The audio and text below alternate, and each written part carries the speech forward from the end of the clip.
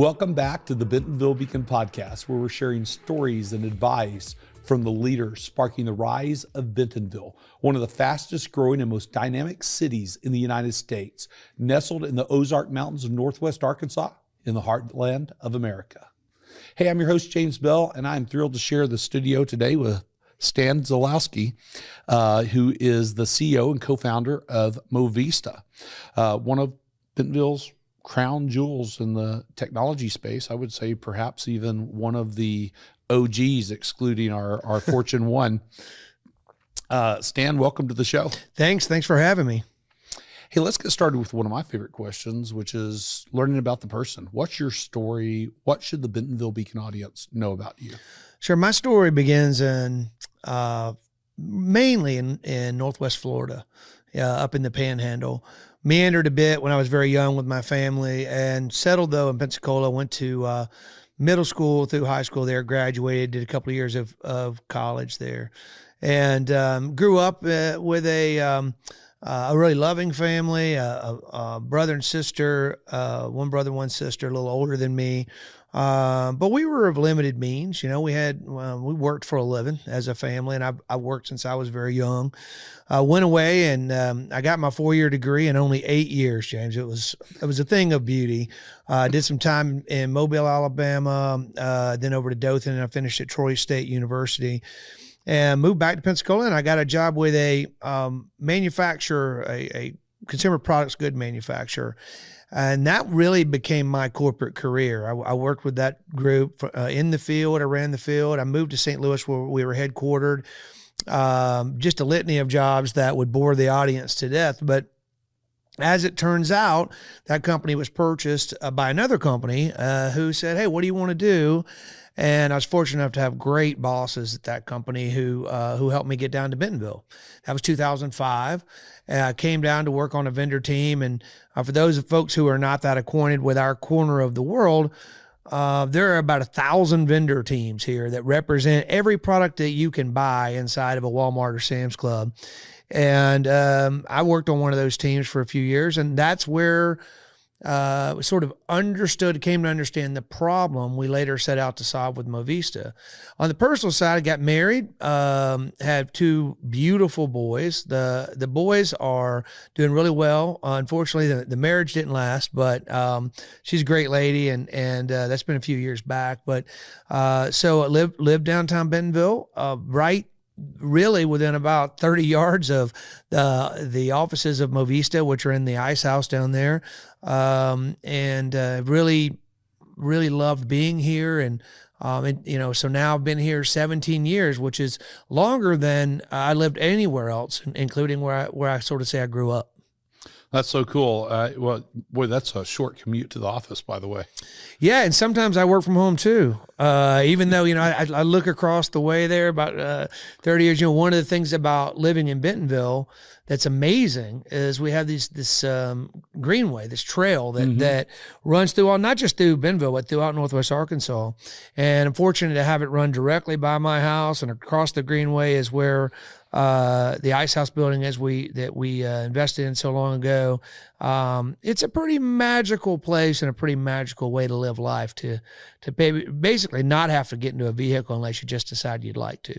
Yeah, it really is. Hey, I want to go back to Northwest Florida for a moment. By the way, I've spent a lot of time in Pensacola. I used to go, when I lived in New Orleans, I went back and forth on Navy drill weekends. I was in the Navy Reserve, so I spent a lot of time there. Yeah. But also grew up in a family with limited means and had to work when I was young. I got to compare notes here. My first full-time job, I was 8 years old. We had limited means. My dad had a landscape and lawn care business and figured out I could work before school, after working on the weekends, and get in a solid 35 hours.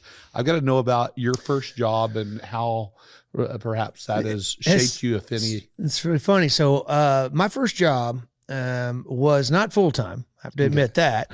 But my grandmother ran a restaurant. She, which is kind of ties back some things I ended up doing later. But she ran a restaurant, and on weekends, I was a bus boy, and I was about the same age, probably about 8 years old. And I loved it. You know, I still love work. I still get a great deal of satisfaction out of accomplishing something. You know, sometimes that's paid work. Sometimes that's, you know, just doing something in the community or whatever. But yeah, so very similar to you. I had, here's a few highlights from my illustrious career. At 8, I was bussing those tables, and I sort of helped out in those restaurants throughout. When I got a little older, I was a checker in a grocery store. I was a stockman. One summer, I spent loading fertilizer, manure, et cetera. You know, I was in the loading area outside of a hardware store. I had a job one time, the only job I ever quit. I was employed to build boxes, and the way this thing worked is you had a hot tape machine, and you folded the corners, and you had to put hot tape on the corners to hold it. And man, by noon, my hands were like mittens with the extra, oh shoot, what's the word? Adhesive. I bet. That was all over my leg. I like the thing. So didn't make it through that. But probably my most famous, and actually the way I learned how to sell, I was fortunate enough to be related to some folks who were in the direct selling industry. You may know it better as door to door. And I sold these little cleaning machines that use 2 quarts of water to clean everything in your house, but didn't get anything wet. They're called Rainbow Cleaning Systems. I still love that pitch. I still love doing it. But I actually paid my way through 6 years of college working in that industry. And if you've never had the opportunity to talk your way into a house, to show someone a product that they definitely do not want, and walk out of there with a big check, right? That's a very, it's hard to do, but it's the skills that you learn are really satisfying. That's solid. That's solid. Let's talk about Movista.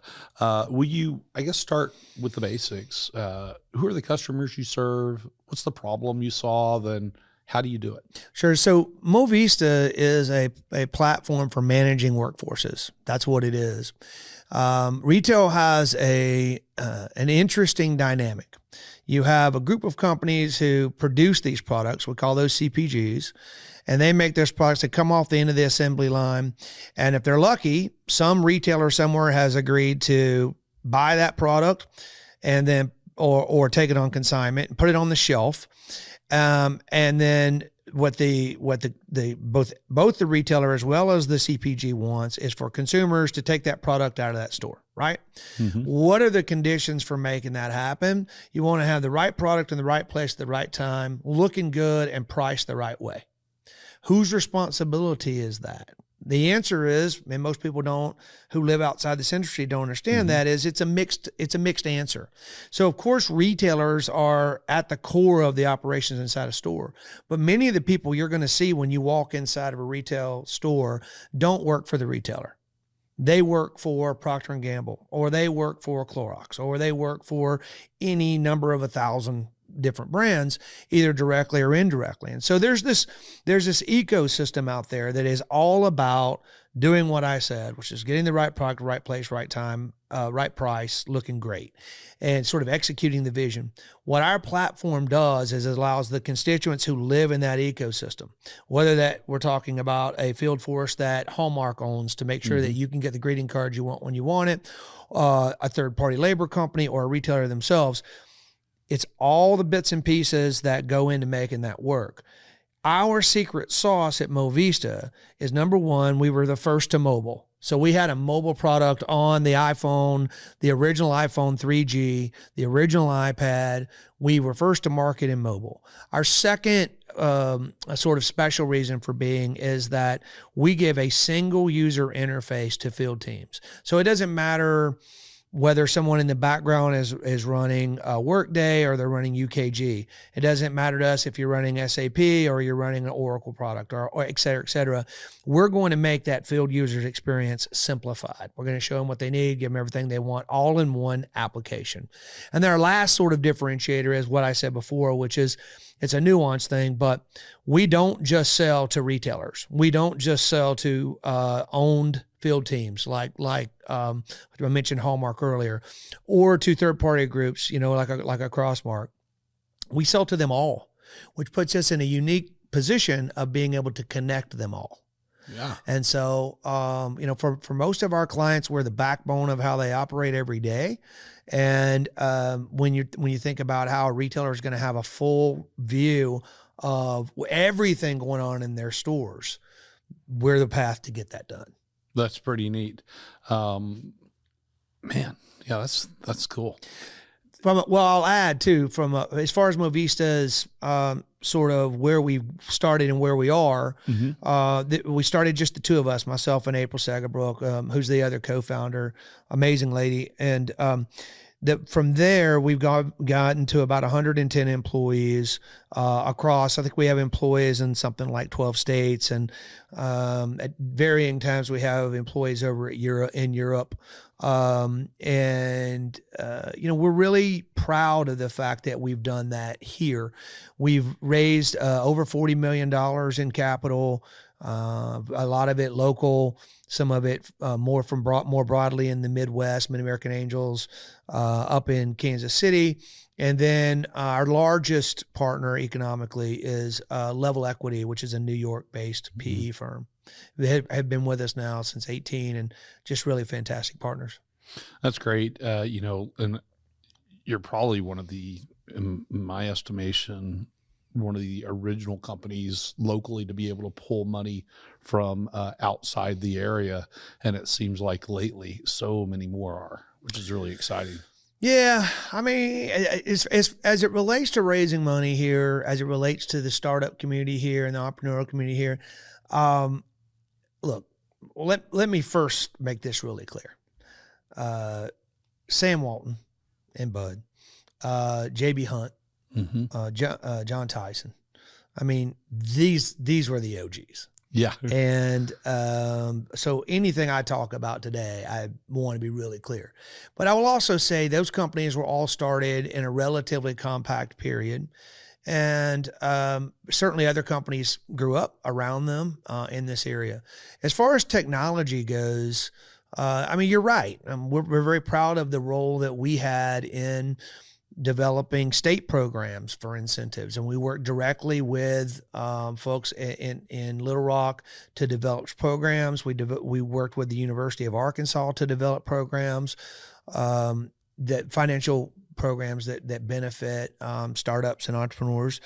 And I will sometimes say that we took the dirt road and so that others can take the superhighway, and that's just great by me. That's totally fine. Learned a lot of lessons along the way, but I hopefully we left a lot of breadcrumbs too to help people sort of follow the path. So you mentioned your co-founder, April, for a moment. I don't want to go too deep into restaurants since I'm going to talk with her about that here on this show soon. But talk about it just enough to tell us, what are your restaurants locally that we get to eat? And well, I think so along the way, as we have taken our entrepreneurial journey, we became interested in the community at large, in participating more fully in what it was to create a sense of place and community. And there was a gentleman by the name of Daniel Hentz, who is still here. Daniel's an amazing guy. One of the first, if not the first, executive directors of Downtown Bentonville Incorporated. Yes. And we were friendly with Daniel, and there were just simply, there's no other way to describe it. Downtown Bentonville was dead. It was dead.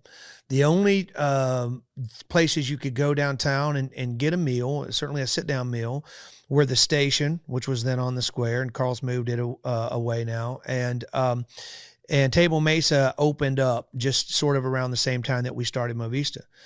And we wanted to participate in that. So we certainly didn't have the funds, and we definitely didn't have the operational acumen or time.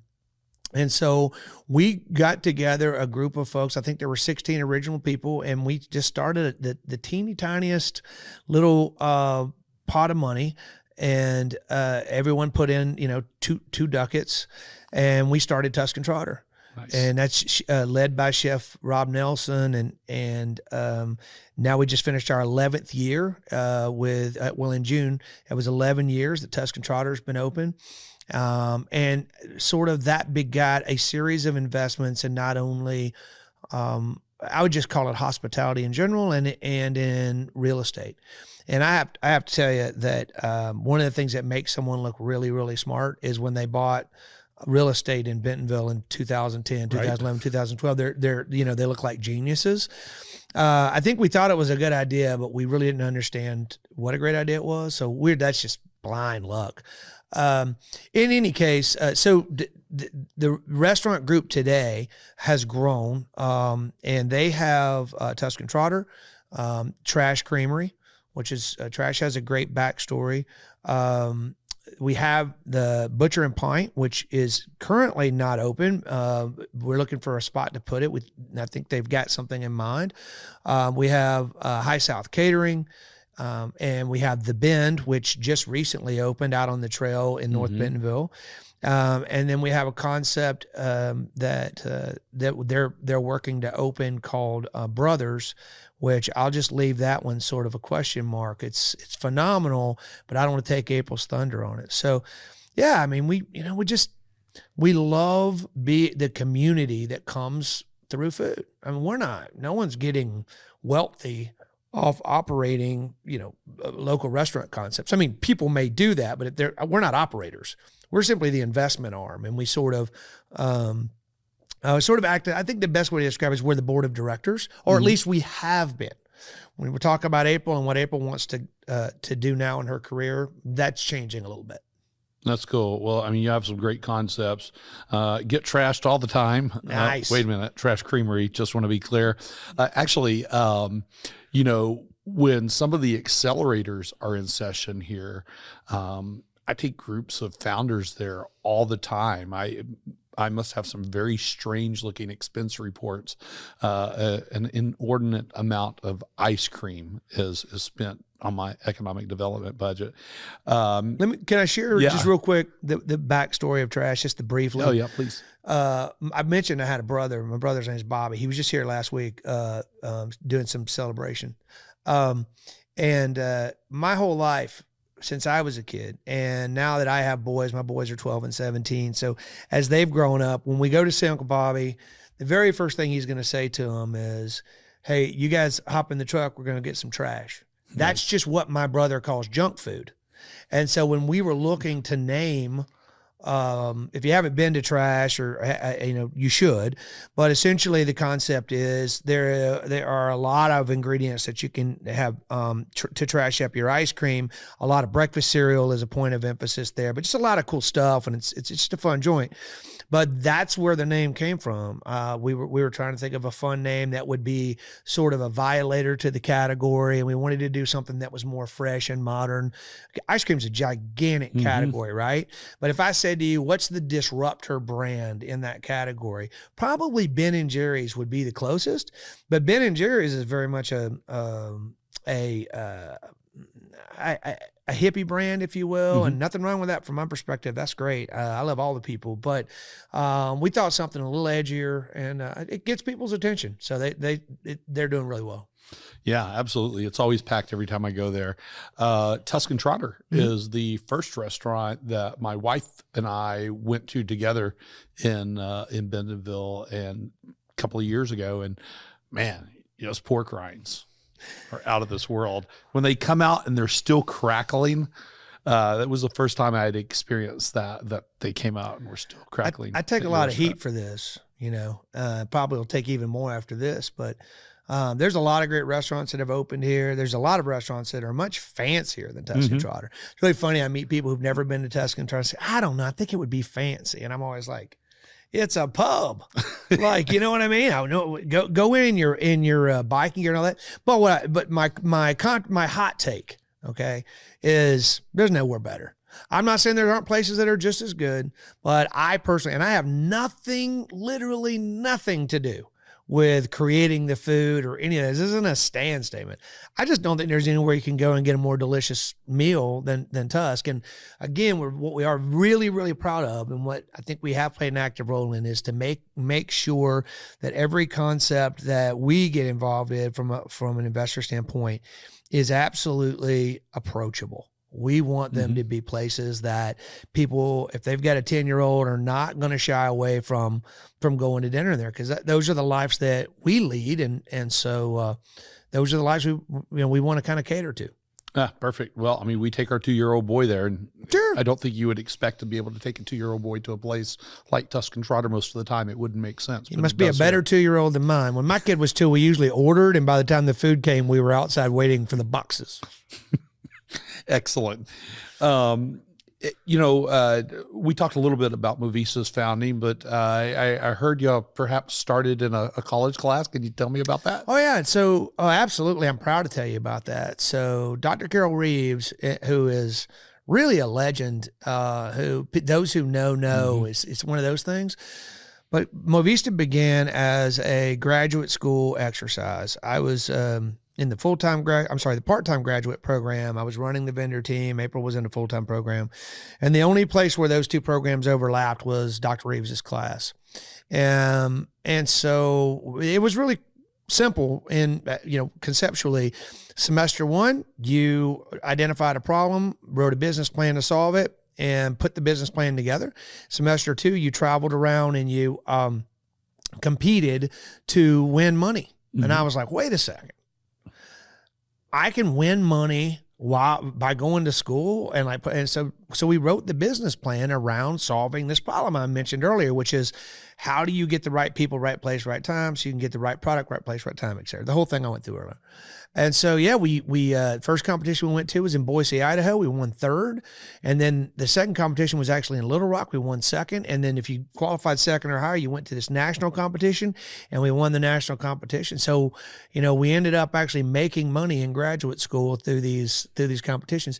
But I'll say this, Dr. Reeves and what she did, she's since retired now, and Sarah Goforth has that role, who's also amazing. But what she did to take teams from the University of Arkansas and go around the country, and they compete, these are open deals, right? So it's not like, oh, we're just going to compete in the Southeastern Conference. No. We competed with the Harvards and the Yales and the MITs and the Rices and all of those groups, and won. We didn't just compete, we won. I think that she was sort of the Nick Saban of these contests or these competitions, and a lot of companies have been born either directly out of that class or by the fire that she gets started in people and the tenets that she taught them. So huge fan of Dr. Reeves, and she's now a very good friend. And I always joke with her that we need a bronze statue of her at the university. If she were a coach, and that coach had won as many national championships at football or baseball or what, there'd be a statue. I guarantee you. Absolutely. But the great news is she's tiny. So I'm like, how much could it cost to make a bronze? We're like $8. We can do this. So I may yet do it. Yeah, well, if we can't put it on campus, maybe you're right in front of the Brewer Center. 100%. Yes. You betcha. Where does the name Movista come from, by the way? Well, this is high-end stuff, James. The name Movista and the story of Movista's name is high-end stuff, but I'll share it with you. When we were in college and we did that competition, it was called Merchant Eyes. Merchant Eyes. Pretty clever, right? Also really creepy. So we went back to our careers. We did not leave college and start Movista. There was a 18-month gap there. And when we did leave in May of 2012 and go do the deal, say, okay, we're going to start this. We called it Merchant View. And it was called that for like two and a half years until we got a trademark infringement situation, and we actually found the infringement, so we got ahead of it. But some bank somewhere had it trademarked, and so we went on this. This is how we do things there. We did not call a marketing agency. We did not, in fact, enlist anyone. We got up on the whiteboard and said, we need one part of this that means mobile and one part of this that means view. And after about 12 minutes, we landed on Movista. So solid. Total cost in 9 cents. And then we made sure that it wasn't going to be a trademark infringement, because who the hell else would call something Movista? And away we went.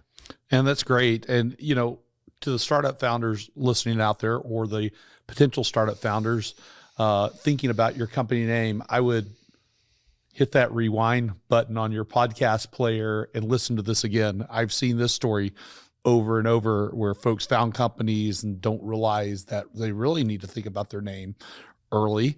You can usually change it early. That's fine. But wouldn't it be neat to not have trademark infringements from the start? I mean, look, it's a common founder mistake, right? Look, to me, the most common mistakes that founders make are, one, quite easily undercapitalizing their business, and two, and I made it over and over again, and number two, they spend money on things that aren't important, and they don't spend money on things that are important. Oh, heavens, yes. And that's unfortunate to see, and certainly something we try to work with folks to help them on, not making those mistakes. You know, a name, there's a lot of ways to think about a name of a business, but to the point you're making, first and foremost, whatever it's going to be, make sure it's not infringing on anything, so you don't have to change it. That was a point of order. Yeah. Something that honestly we didn't think a whole lot about. But I also am not a big fan of spending a lot of money on marketing. You know, and this isn't a slight at our friends in Springdale. I love Springdale. I like going down there, and I think their downtown's really shaping up. And but they spend a lot of money creating a logo for Springdale. And I don't know if you've seen it. But I don't think they needed to spend as much as they did, and that is an example I actually use with students that I'm talking to, or young entrepreneurs I'm talking to. There is a website called logotournament.com, and I love it. I absolutely love it. That's where the logo for Trash came from. It's where the logo for Tuscan Trotter came from. It's where I forgot to mention the restaurants. I forgot to mention Berg's. We have Berg too, which is in Bentonville Brewing. But all of those were $450 logos. That's great. Now look, do you later want to come back and have a professional group? You'd be amazed what a great designer can do with a logo. But do you want to, you only have so many dollars, and you only have so much time in the beginning. And guarantee you the art is where to put the focus. When I say the art, what I mean is the product, or whether that be a service or a hard product. Focus on that. People will work around a name to get to the right product. So that's my 2 cents. Absolutely. When is the moment when you knew or believed that Movista made it, that you were going to survive and thrive, so to speak? Yeah. Listen, as far as the moment when I knew we had made it, I don't know that I look at the world through that lens. It's a continuum, and making it is an ever-changing standard of success or standard of growth. The last 2 years have been incredibly hard in this market, in to exist in this market. I don't talk to CEOs, or very rarely do I talk to CEOs. They're 5, maybe 10% of the market who have been able to thrive since Q1 of 2020 in the way that they were before or would be hopeful to. So it's been hard. And so I say that to say, like, have we made it? Are we like outside? Are we sort of bulletproof? Heck no, man. I mean, we're still out here grinding. And so I would have a really hard time planting any flags anywhere mentally or literally, and that's okay, right? So because I feel like the worst thing we could do is sort of say, oh, we're there. Right? We're not there. There's no there. Now, obviously when you build a company on a very personal level, there's probably a point where Stan Zylowski is no longer going to be at that company, and would love to, you know what I'm thinking of right now. You can't, it's Kenny Rogers, man. Yeah. You can't count your chips when you're sitting at the table. That's right. You can't do it. No. So I appreciate the question of like, when did you know you'd made it? The answer is, I don't know that I've made it. I'll tell you later. However, I will say there have been points along the way what I would call points of pride, right? Where we accomplished $5 million in recurring revenues, contract revenues, and then 10 million, and then 15 million. And then we attracted this capital in. And, we're weirdos, I think, in a certain sense. We take absolutely, this is the truth. We take as much pride in anything Movista accomplishes and what that means for Arkansas as what that means for me or what it meant for April or whatever.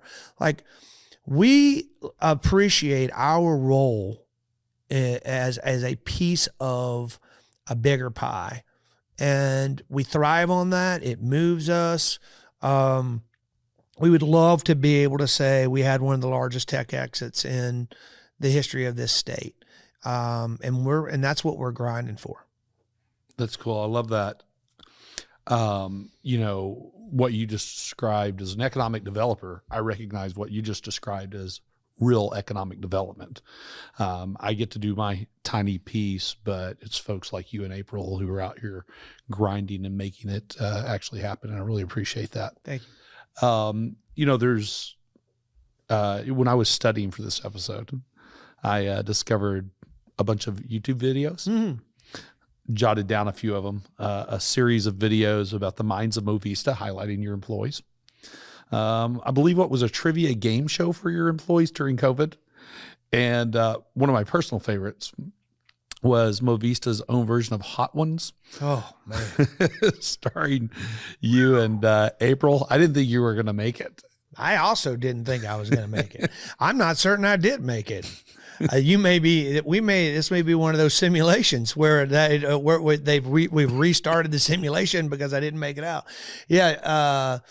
John, I never say his name right, and no one does, but I believe it's Kedyu. It is Kedyu.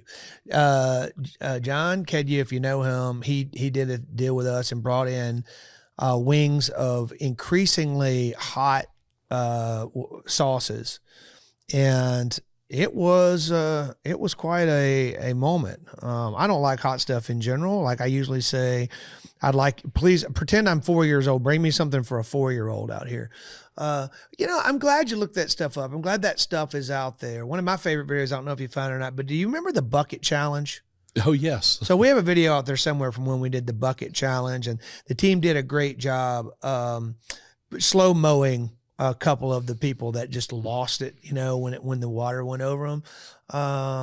Look, I think the most important thing to me about Movista and what we've built has nothing to do with economics. It has everything to do with culture. It has everything to do with driving value for employees and in the community, and I'm talking micro community that we've built at Movista. We have so many employees that have been here for 8 years, 10 years, 12 years. We have so many employees that, I just feel like they bleed Movista blue, right? And that's special, and that's differentiated, and that's important, and that matters. A lot of times when we think about what we've been able to accomplish, we're talking about some sort of an economic thing that says, oh, we're a $100 million company, we're a $200 million company, we're a blah, blah, blah. Okay, well, that's interesting to me, but I love thinking about it in the context of we have facilitated, by my own math, and I'm sure it's not 100% accurate, But somewhere north of 1,000 Christmases or holidays, 1,000 family vacations, 1,000 back to schools, 1,000, whatevers, 12,000 home payments or this many children. Like that's what really is cool and exciting about starting a company. All of us want to have financial success, but there's something bigger to it. There's something more important to it. And, we're really focused on it. Cultural values. I think that's one of my two major jobs. My two jobs as a CEO, most important, are to make sure that we have the capital we need to thrive, and grow, and to make sure that we're being honest to our culture. And that's perfect. All this other stuff doesn't matter if people don't matter, right? Well, I don't know. James, I'll be honest, as far as people go, you show me someone who's built a great company without great people. Well, I just say, you show me that. Yeah, they're not out there. You're not going to find it. Doesn't exist. Wanted to add one of the other things I learned, by the way, about, two other things that I learned about your company and cultures. I also uncovered that one of your company's values, and I love this, is that you may not win every deal, but you'll win every party. Yeah. Our corporate values are as follows. What you see is what you get. So we are hyper transparent inside the company. Some might say blunt, but there need to be no secrets, right? Because we can't operate in that environment. The customer success is our success. See how long you can keep a client who's using your software but not having success with that software. Right. It's not gonna work. Get along or get along. Look, I'm interested in a lot of things. I am not interested in what color someone is, what country they came from, who they're married to or would like to be married. I don't care about any of that stuff. I got holes that need to be dug. If you can dig them, let's go to work. And then alternatively, if you can't dig the hole, then you're not a Movista person. You got to go. That's that, right? It works both ways. FitFo, that's the one I thought you would gravitate to. If you don't know FitFo, I'll save your listeners the expletive in there, but it's figure it out. Okay. And that's about being an army of one. It's about being resourceful. Look, you only have 100 people in a company. It may sound like a lot of people, but it's very, very few people to grow an enterprise tech company. You certainly cannot have baby birds who need to be fed. We love to give back. We have give back goals. That's the next one. And I'm really, again, something I'm super proud of. So that when we start the year, we want to do 5,000 hours of community service, and we want to do give $10,000. To date, we've done over 6,000 hours of community service, and well north of $10,000 donated. And it's all done in increments. It's my thing is I like to mow lawns for the elderly, and someone else likes to go work at the library. I don't care what they do, right? It's just about giving back. And then you're right. The anchor, the bedrock of the whole thing is let's have fun. We got to be here. We got to work. Let's make it fun. So yeah, we've lost some deals, but we've never lost a party. Undefeated and undefeatable, James. That's what we are as partying goes. That's the way to be. I got to tell you, my whole life, when you said you thought I would have gravitated to FitFo, you figured me out, because that's been my whole darn life, is just freaking figuring it out. But I appreciate that. Every CEO I know, if I have an opportunity to speak or go through our values, that's the one that they come up afterwards and want to talk about or take it back with them. Yeah, FitFo, love it. Hey, I'm going to integrate that into my list. I've got to add this one more. Also learned your office at the Ice House, which I've never been in. I've driven by a billion times. We're on the same street. Is just plain fun, and has 8 bathrooms? So you can tell I really at least, and is hashtag the coolest office in town. It sounds like an amazing place, really, to work. I know Movista does a lot with Ignite and other programs in this community. You're really developing the workforce of the future. Will you talk about how you're helping cultivate and create that workforce? Yeah. So we work really hard to cultivate the technology muscle in Northwest Arkansas more broadly. And we do it through multiple venues. Ignite is a great program, part of Bentonville schools. Actually, the last podcast I did was a group of kids over at the Ignite offices a while back. And we had a long conversation about sneakers. I love sneakers. Nice. Anyway, so yeah, we do that. We do internships, paid and unpaid, through the university. We really honestly will open the doors to anybody who wants to come in and shadow, do co-work, contribute or not contribute necessarily. We're very, very active at the university, sponsoring specific programs and also just staying involved with the entrepreneurial ecosystem down there. We do have our mugs at the brewer. What is it exactly is the name? It's called the Brewer Entrepreneurial Hub. That's what it's called. Yeah, it's the Brewer Entrepreneurial Hub, with Cleeton family making that donation.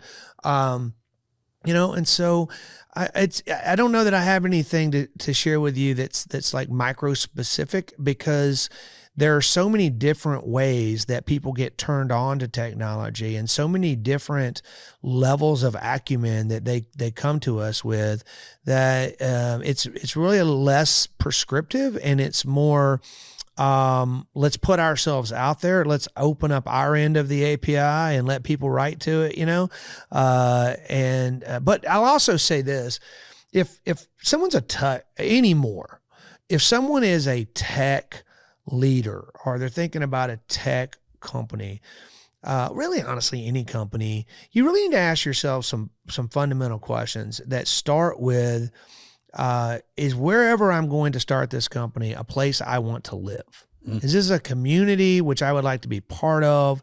Is this where, when my eyes fly open at the beginning of the day, somewhere I'd like to be? That's one, and that's important.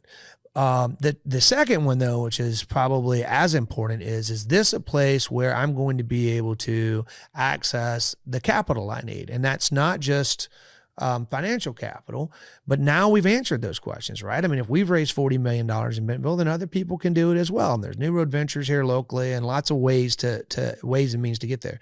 But then we think about intellectual capital. And so depending on the industry that you're thinking about working to penetrate, or whether you're going to do direct to consumer, that's sort of another level down. Here's what I love about Northwest Arkansas. I mean, practically any company you can think of would be able to be started here. Sure. Every one of those groups that has products are selling to Walmart, when they send people here, they don't send the dregs, man. They send the best and the brightest. And they're not just salespeople. These are analysts. These people have deep financial acumen. They have deep logistical acumen. They're operators. They know what the hell they're doing. Yeah. And that's who lives here, right? It's one of the reasons that this place is like the magic kingdom. It's this crazy combination of wealth gained in a conservative way, which is important. Mm-hmm. Because it creates a respect for financial capital, of really highly educated people, of really hard workers, of really motivated people. And then you have the natural beauty of the area. I mean, what the hell else are you looking for? And affordability, as a conversation we had before. Relative to other places. You want to compare Bentonville to what? To Boston? To Silicon Valley? To Austin? To any large metro area? We're going to compare on cost, and we're going to blow people out of the water on standard of living. I mean, it's insane. So I don't remember what you asked me, but I just got really excited about Bentonville. Well, that's an exciting pitch. I like that. I've done comparative tables of some of the cities, including Austin, that you mentioned, of Bentonville, and across the board in most metrics, right? There's some, but in most metrics, we blow them out of the water, and including in things like you wouldn't expect. For example, per capita, we have a higher density of tech workers. Yeah. Totally unexpected until I did the grid. I just remembered what you asked me. So let me just add one quick thing. James, it is a flat earth in the sense, not literally, I don't believe that, but in the sense that we now have the capacity to hire tech workers Mm-hmm. anywhere in this country and in the world, really. Right. So that's why I was going through what I was going through earlier. You're going to pick a place to put your company. Just pick a place you want to be, that you literally want to be. And of course, you're going to be able to get certain talents here. But you may have to get some code base, knowledge or whatever, some specific need you have technologically. You may have to hire them from else. But I got to tell you, that's not going to matter. It's not going to matter. At the end of the day, that's going to be true no matter where you are. Yeah, you bet. Well, can we talk about Bentonville more? Let's talk about, perhaps go back 12, 15 years. How has this community, right? Big story. We could be all day on this. How has this community evolved over the past 12 to 15 years? And what has surprised you most about Bentonville's rise? Bentonville's rise is simple and complex, and controllable and uncontrollable, and incredibly interesting. I think there could be books written on this subject. In 2010, roughly, maybe it was 9, something like that, the Walton family came out and they said, listen, we've been investing a lot in Arkansas and mostly in Fayetteville. Mm-hmm. Great town. Going forward, we're going to get really serious about investing in our hometown in Bentonville. And man, did they put their means where their mouth was. And Alice, Miss Alice Walton, I have no business saying Alice, but Miss Alice Walton built Crystal Bridges Museum of American Art. Her good friend Laura Lee Brown put the 21C Museum Hotel at the top of the hill. Mm-hmm. Carl, who is a great restaurateur, I mentioned earlier, had Table Mesa. We opened Tuscan Trotter. He opened Tavola right next door. And then it began to be like dominoes. And I give the Walton family credit, and they deserve credit, for putting a few foundational pieces in play. But I've heard them say this, that would never have been enough to make a community. And I think that's a mistake people really can make when they come here. Say, oh, this is a manufactured town. This is basically the community equivalent of NSYNC. Well, that's not true. The truth is it always takes public monies for infrastructure and things like that, which we need to do better. It takes private leadership money, and then it takes a community filling in all those little nooks and crannies, right? And creating real, authentic labors of love. Not to say that, by the way, that what the Waltons did weren't labors of love, because I believe they were, but you just need a lot of them. Yeah. Right? And so for those who weren't here before, imagine like the most dead downtown you can imagine, the ones that you can go find in any state you're in, probably within 30 miles of where you are, a downtown square that has been abandoned. And then imagine a place where you can't find a parking spot, with so many cool little restaurants and nooks and bars and shops and parades and events and festivals and all of those things. And that's really like a light switch, how it all changed. And I don't think you can, again, going back to like it's a pie, a big slice of that pie goes to those foundational investments. But a whole lot more of that pie goes to people in the community leaning in and opening up mom and pop type shops, because, that's what the real is. That's how the real works. Mm-hmm. I think people sniff out authenticity. Is that right? Inauthentic things pretty quickly. And it's just a magical spot, man. It's one hell of a Venn diagram that has Bentonville in the center of it. I think you're right. I think what you just described, it's kind of like Stephen Covey's big rocks and sand, right? And you have to have the foundational stuff. And in his story, the sand is the afterthought, right? But actually, that sand being poured in and filled around those rocks kind of helps. It makes it all work. And in this case, that's what you just described. You have to have the sand filling in the crevices. Let Mr. Covey build himself a brick wall with no mortar in it and get back to me. Exactly. You know, Stan, you and April are really a big part of Bentonville's story. We've talked about some of that. Not only have you delivered this amazing company, Movista, but also these restaurants that we can spend time with our families and friends and colleagues and, you know, having fellowship in. So, you know, again, appreciate what you are doing a lot. Will you tell me a story? I'll make this a hashtag because Bentonville story. And a hashtag because Bentonville story is, you know, a moment or a story that describes the essence of this place or is unique, could only happen here. I'll tell you my favorite because Bentonville story. It's like one of my crazy moments of my life. One night we had dinner at Tuscan Trotter, and we walked across the square. For those of you who don't live here, it's probably about 200 yards. This whole story happens at 200 yards. And we went into 21C to the lounge. And I don't drink, but all my friends do. Anyway, so I went up to the bar, and one of the waitresses came over to me, and she tugged on my shoulder, and she had formerly been a waitress at Tusk, and, you know, that's great, whatever. So she says, come here. So she's like, look in there, and I look over there, and she goes, it's Drew Barrymore. And I was like, man, she sure is pretty. That's my first thought. But I thought, oh, this is really cool, and went back to the bar. You know, everybody was there's kind of a buzz, you know, Drew Barrymore. So then I started having this conversation with this guy next to me, whom I knew, he's an architect.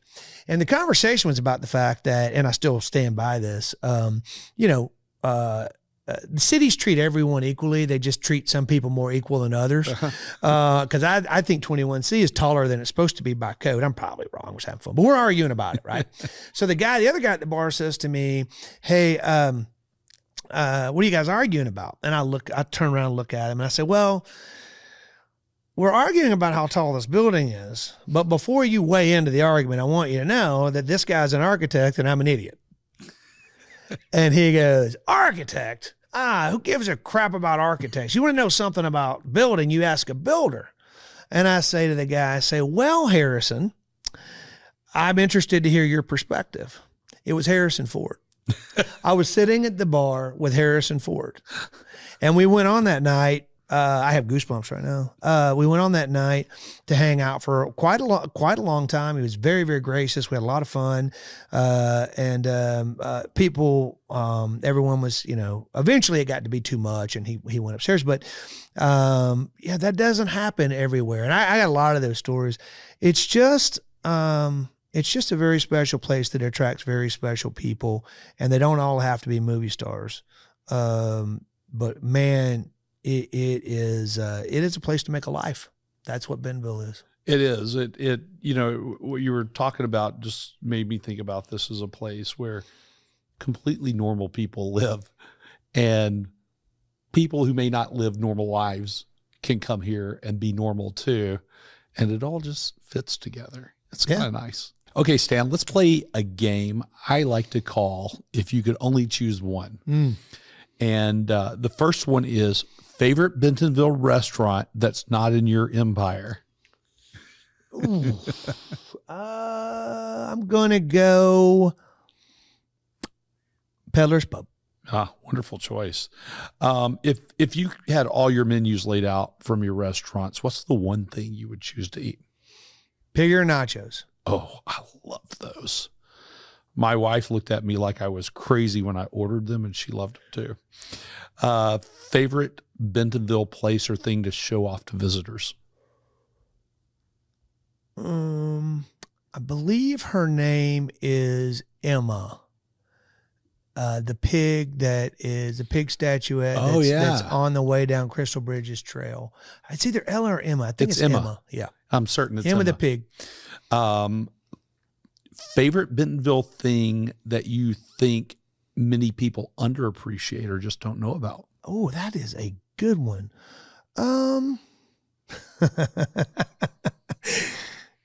Okay, I'm going to be a homer on this. Okay. It is a thing to me. It's not about the restaurant, but what people don't know is that the building that Tuscan Trotter in was Sam's original warehouse, and that he actually had a desk up in the by the front window on the, what would that be, on the northeast corner of the building. So we've always liked to sit at that table because Sam had that. Because, you just like, how could I possibly get some of that energy, that energy of excellence? Yeah, I think that's like a cool little something.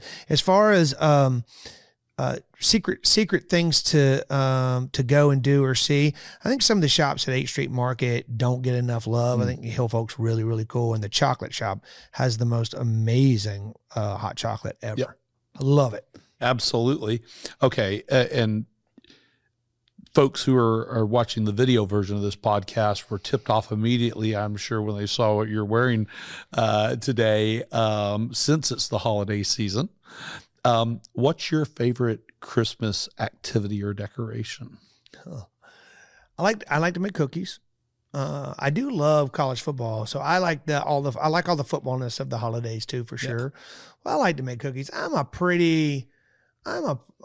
like a big kid, in case anyone hasn't picked that up yet. So kind of like all the things. I wear, if you're just listening, you can't see it, but I wear a string of these battery powered Christmas lights around my neck, probably about 80% of the month. I've been to Branson twice since holiday season began. I'm pretty much just a big cheese ball. And I love the Bentonville Christmas Parade. Oh my gosh, I had a blast there. I was standing, I was the second most photographed person at the parade that you couldn't see. No. Because it turns out we were standing right behind the guy who was walking around in the Moonhead. Yeah. And of course you couldn't see us standing behind him, but we need to move it. Now this is my note to the mayor.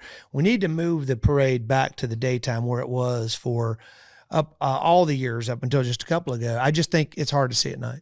Yeah. Yeah. Very cool. See, notes. I'm making notes about the city. Mayor Orman, if you're listening. Yes. Yes. Let's start wrapping up. We'll do it in 3 questions, unless I forget that promise and add something. How does Bentonville help you live the life that you deserve? Bentonville helps me live my life because it is compact. It is focused on community, and it is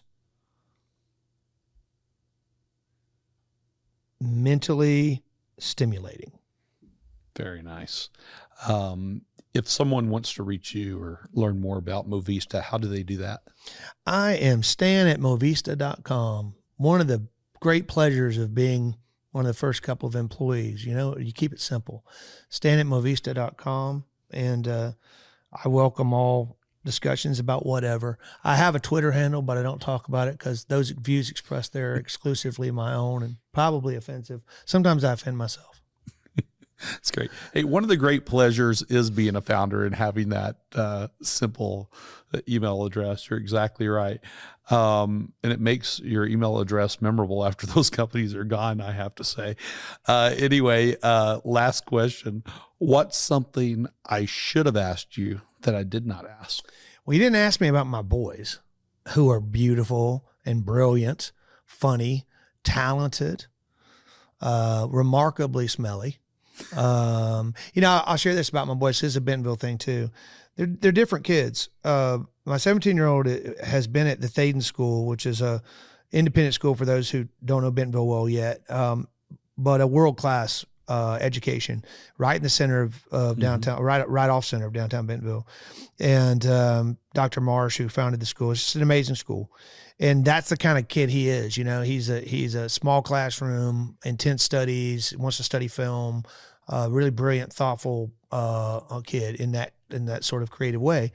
And then not unlike your producer Isaac here, and then my other son Simon is a public school kid and loves his sports. Loves to play sports, and they both do. But just different, just different kids. And what's great is here, because the schools are so great either way you want to go, we got all those options. But really proud of those boys. We really, if you can't take pride in anything else in the world, my goodness, raise some great kids. That's a great source of pride. Cool. And you said they're 12 and 17? 12 and 17, yeah. Cooper's going off to college, and after this year he's a senior, and he'll be in the first graduating class from Thaden that went from 6th grade all the way through. And Simon is over there working his way through Washington Junior High School, and I think it's just about as much fun as it sounds like. Nice. We have a 2-year-old at home. We started late. He's our first, and can't wait to get to that point where he's smelly and doing all these amazing things. Yeah, they're smelly for a different reason when they're 2. But yes. I always say the day they come out of the day they say I got to go potty, and you say okay, and they say I got it. Oh, that's the greatest day ever. Yes. Like they don't need to help anymore. You bet. Well, Stan, hey, thank you so much for spending time with me and the Bentonville Beacon audience today. It was a real pleasure. I appreciate learning about you and your thoughts and things that you've shared that people can actually take and use from a culture perspective, especially. And talking about how far Bentonville has come and your part and April's part in building this place. I appreciate it. Thanks for the work you're doing, James. Appreciate it. Thanks for having me. Thank you. Well, thanks to our Bentonville Beacon audience. This show wouldn't be possible without you. So do me 2 favors. First, share this show in any way that you can by email, social media, however. And second, come back to learn more about Bentonville and this place here in Bentonville in Northwest Arkansas, where you can have more of what you want and less of what you don't. And as always, visit BentonvilleEconomicDevelopment.com to see all of our podcasts and to learn more. Thanks. See you next time.